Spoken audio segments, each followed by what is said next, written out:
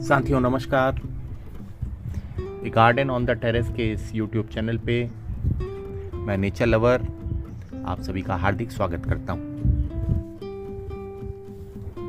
आज इस एपिसोड में हम लोग बात करेंगे हमारे गमलों के बारे में। देखिए, सामान्यतः गमले चार तरह के हम लोग कह सकते हैं होते हैं। एक तो है आपका सीमेंट का गमला, दूसरा है प्लास्टिक का गमला, तीसरा है मिट्टी का गमला और चौथा आपका जो नई टेक्नोलॉजी हम लोग कह सकते हैं वो है ग्रो बैग्स। अब एक एक करके इसके बारे में हम लोग देखेंगे और इसके गुण अवगुण यानी कि क्या कमियां हैं क्या अच्छाइयां हैं इसको देखेंगे। तो पहले हम लोग सीमेंट का गमला देख लेते हैं। देखिए, सीमेंट का गमला अच्छाई यह है कि ईजिली अवेलेबल है और आप इसको घर पे भी बना सकते हैं सीमेंट और मोरंग इत्यादि से। जैसा चाहे शेप दे दें, जैसा चाहे आप उसको आकार में यानी कि उसको आप साइज में बना सकते हैं, कहीं कोई दिक्कत नहीं है। लेकिन इसकी कमी यह है कि ये सीमेंट का बना है तो इसमें पोरस नहीं है। देखिए, आप देख रहे हैं पोरस नहीं है, तो पोरस ना होने से किसी पौधे की जड़ों के लिए बहुत अच्छा नहीं है और खास तौर पे गर्मियों में ये पौधों की जड़ों को ऑक्सीजन अवशोषित नहीं करा पाता। बार बार आपको गुड़ाई करनी पड़ती है, नीचे की मिट्टी ऊपर करनी पड़ती है। सीमेंट के गमलों में ज्यादा केयर चाहिए पौधों में। अब आइए बात करते हैं हम लोग प्लास्टिक के गमले की। देखिए, यह है प्लास्टिक का गमला। अब प्लास्टिक का गमला क्या है, केमिकल से तैयार होता है।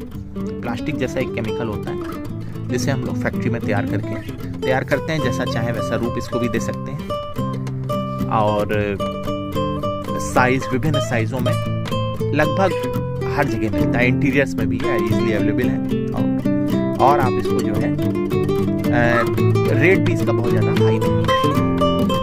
सीमेंट की बात करें इसका भी रेट हाई नहीं है क्योंकि इजीली अवेलेबल है। आप इसको घर पे भी बना सकते हैं। प्लास्टिक आप घर पे नहीं बना सकते लेकिन इजीली अवेलेबल। दूसरा गुण इसका है कि हल्के, तो हल्के होने के कारण टेरेस गार्डन के लिए बहुत अच्छे बड़े टेरेस गार्डन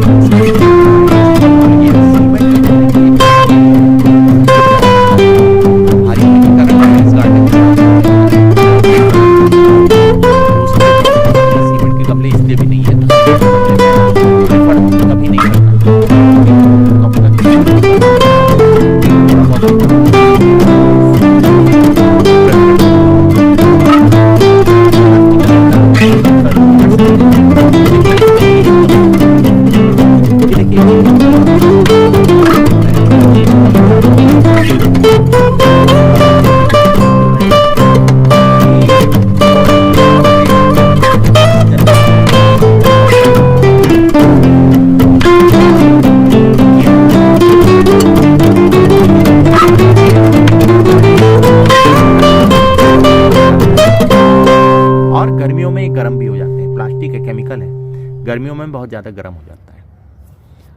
अब आइए बात करते हैं हम लोग मिट्टी के गमले की। देखिए, यह है मिट्टी का गमला, हमारा परंपरागत सदियों से चला आ रहा है। कितने सालों से, बचपन से तो हम लोग देख रहे हैं, उससे पहले से चला आ रहा है। जब गमले की बात करते हैं तो हमारे दिमाग में सर्वप्रथम इसी का चित्र उभरता है, मिट्टी का गमला।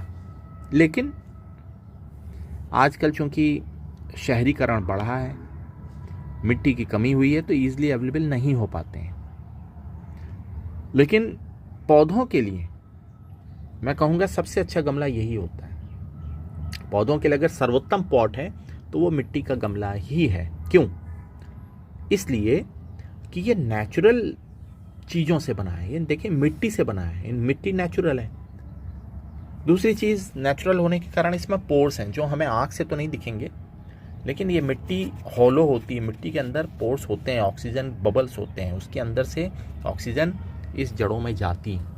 तो मिट्टी के गमले गर्मियों में बहुत ज़्यादा गर्म नहीं होते और ठंडक में बहुत ज़्यादा ठंडे, मतलब कि उस पर एटमॉस्फेयर का फर्क नहीं पड़ता, एटमॉस्फेयर का प्रभाव बहुत कम पड़ता है या लगभग नहीं पड़ता है। तो मिट्टी का गमला आपको लेना चाहिए, मैं प्रिफर करता हूँ। मिट्टी के गमले पौधों के लिए बहुत अच्छे हैं, लेकिन दिक्कत यह है कि शहरीकरण बढ़ने के कारण मिट्टी की कमी हुई है, तो ईजिली अवेलेबल नहीं हो पाते और थोड़ा महंगे भी होते हैं। अब आइए बात करते हैं हम लोग ग्रो बैग। ग्रो बैग हमारी टेक्नोलॉजी का उदाहरण है, हमारी साइंस डेवलपमेंट का उदाहरण है। साइंस डेवलपमेंट होने के साथ एक नया प्रयोग हुआ जब देखा गया कि प्लास्टिक का गमला गर्म करता है, सीमेंट का गमला भारी होता है, मिट्टी के गमले इसलिए अवेलेबल नहीं है, तो क्या करें? ग्रो बैग करें। ग्रो बैग की सारी कमियों को दूर कर दिया है। क्या? एक तो ये हल्के हैं, बिल्कुल कागज की तरह से, एक तो ये हल्के हैं, दूसरा सस्ते, तीसरा इजीली अवेलेबल, आप ऑनलाइन ऑफलाइन जैसे भी चाहे इसको परचेज कर सकते हैं। चौथा, इसमें पोर्स भी बना दिए जाते हैं आर्टिफिशियल तरीके से। जब आप ग्रो बैग लेते हैं, देखिए मैं आपको पोर्स दिखाने की कोशिश करता हूँ। देखिए ये एक पोर दिख रहा है आपको, ये